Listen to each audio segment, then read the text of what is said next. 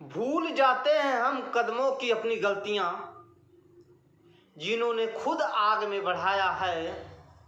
आँच चेहरे पर जब लगी तब जलन का एहसास हुआ।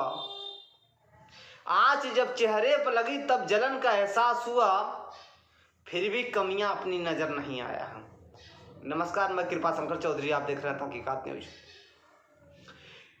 कल हमारे एक मित्र आए मेरे पास और उन्होंने बताया कि भाई साहब, मैं एक सरकारी उपक्रम के बैंक में गया हुआ था।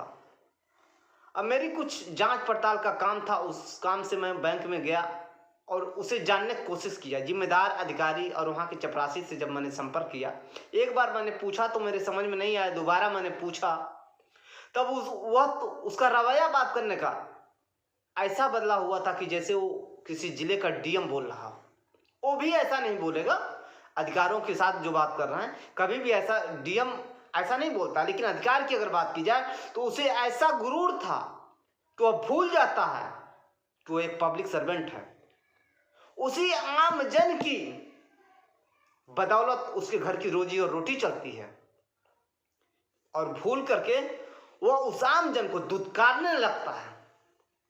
जो आम जन ग्रामीण क्षेत्रों से, एक गरीब परिवार से, एक नासमझ अनपढ़ व्यक्ति उस उपक्रम में अपनी मांगों को लेकर के, अपनी जानकारी को लेकर के, अपने पैसों को लेकर के जांच के लिए जाता है, उसके साथ यदि ऐसा व्यवहार होता है तो क्या उम्मीद करेंगे? क्या वह आम जन उस सरकारी उपक्रम से खुश रहेगा? नहीं खुश रहेगा, कभी नहीं खुश रहेगा। बाद में सरकार को इसका पता चलता है, सरकार कहती है इस विभाग में फीडबैक पॉजिटिव नहीं आ रहा है।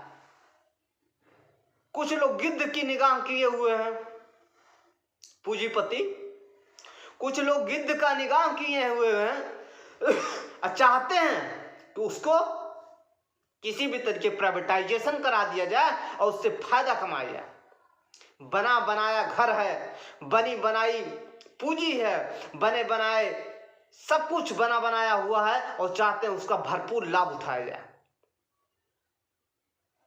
और क्या होता है? दो बिल्लियों के झगड़े में एक बंदर सारी रोटियां खा जाता है। बाद में जब उस प्राइवेट सेक्टर के लोगों को पता चलता है कि सरकार के द्वारा इस उपक्रम को प्राइवेट किया जा रहा है, उन्हें बहुत कष्ट होता है, उस सड़कों पर आ जाते हैं, नारे लगाते हैं, सरकार के खिलाफ बगावत करने लगते हैं। अब बाद में आम जन से उम्मीद रखते हैं कि आम जन अब हमारा सहयोग करेगा। सोचिए, जिसको वहां से लताड़ करके बाहर निकाल दिया गया, जिस परेशानी में वो आकर के पूछने के लिए आपके पास गया, उससे आपने दुराचार ऐसे शब्दों का प्रयोग किया कि वो व्यक्ति हिम्मत नहीं जुटा पा रहा था आपसे बात करने के लिए, और आप उससे उम्मीद करते हैं कि वो आपका साथ देगा। अरे आपने तो अपने घरों में आग लगा लिया।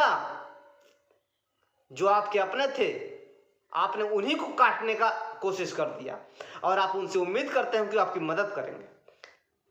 और बताते चलें, कोई भी आंदोलन सरकार के खिलाफ तब तक सफल नहीं हो सकती जब तक आम जन की उसमें भागीदारी न हो। एक तरफ देश पूंजीपतियों के चंगुल में फंसता जा रहा है, सरकार भी उसमें फंसती जा रही है, और ऊपर से सरकारी उपक्रम के लोग, चाहे शिक्षा विभाग की बात करिए, चाहे बिजली विभाग की बात करिए, चाहे जो भी सरकारी सेक्टर हैं बात करिए, उनकी सेवा की बात करिए, किसी भी आम जन से पूछिए कि क्या वहां जाने पर उनके साथ कैसा व्यवहार होता है, कैसी सर्विस देते हैं लोग, तो सीधा वो बोलेगा भैया प्राइवेट हो जाए तो बढ़िया है, कम से कम सही तो सब कुछ हो जाएगा, हमारी सेवा तो कम से कम बेहतर होगी। बाद में क्या होता हो तो बाद में देखेगा, तो बाद में परेशान होगा ही होगा।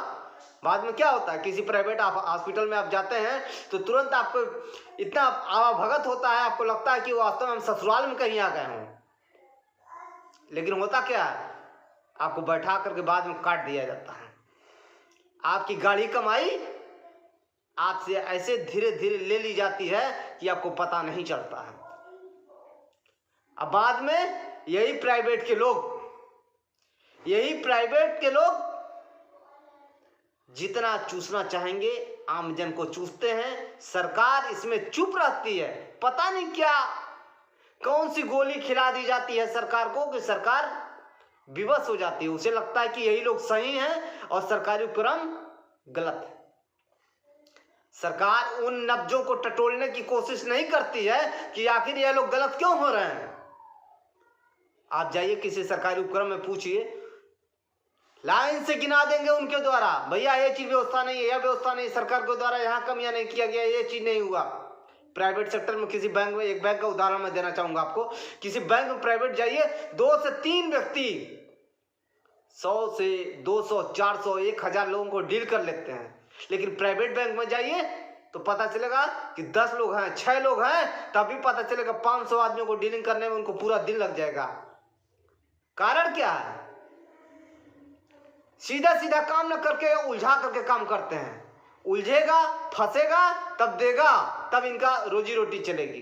अरे वहां से तो जो आ रहा है पूरा आएगा ही महीने पर, अलग से भी इनको चाहिए। यह जो आदत बिगड़ गई है अपने लोगों का खून चूसने का, यही कारण है कि आज ये नर्क के गर्त में जा रहे हैं और आमजन से उम्मीद करते हैं कि आमजन इनका मदद करेगा।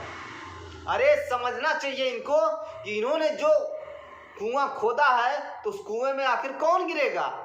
पहले तो यही गिरेंगे। घर के सामने इन्होंने कांटा फेंका है तो पहले तो कांटा इन्हीं को चुभेगा। आज जब चुभ रहा है तब ये चिल्ला रहे हैं। सरकार तो चाहती है कि बना बनाया सब कुछ मिल जाए, अब क्यों करने जाएगी? नहीं कर रही। और जब ये लोग परेशान हो रहे हैं तो चिल्ला रहे हैं। अब मैं यही कहूंगा कि इसके जिम्मेदार भी ये खुद हैं और आम जन को भी शोषण कराने का इन्होंने ही रास्ता बनाया हुआ है।